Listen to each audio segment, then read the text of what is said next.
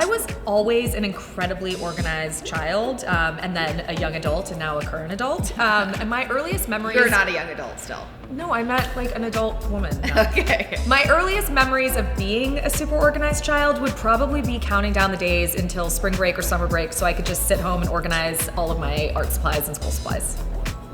The 4 best organizing tools that we need are product, which includes bins, turntables, canisters. We want labels. A tape measure is always helpful because you need to know what space you're accounting for. And then, of course, some sort of trash bag for donation and recycle and for actual trash. I think the most rewarding part about having our company, The Home Edit, is that we get to provide just a little bit of calm and order in people's lives. And you know, with everything always being uncertain, it's nice to just have a little bit of sense of control in your own home. I would agree with that, absolutely. I mean, we don't bring calm and order. We're kind of... Well, we bring it, we're just not it. Yeah, exactly. We leave you with it. And then we go. Totally. What are our top 5 travel essentials? Neck pillow, blanket scarf.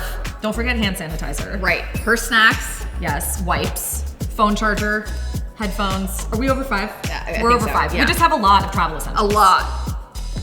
The rainbow is really important for us. It's part of the ethos of our brand, and it really represents what form and function means. It's actually a system, It is. and it's just a visual, beautiful, aesthetic way of representing where everything belongs. And even a kid can recognize a rainbow system. We have been fans of CALPAK for years, especially with all of our travel. CALPAK also does such an amazing job of marrying form and function, which is what the Home Edit is all about as well. Also, we're not the best travelers, so anything that helps us Right. ease the process, Right. it's like we will take that. That's right.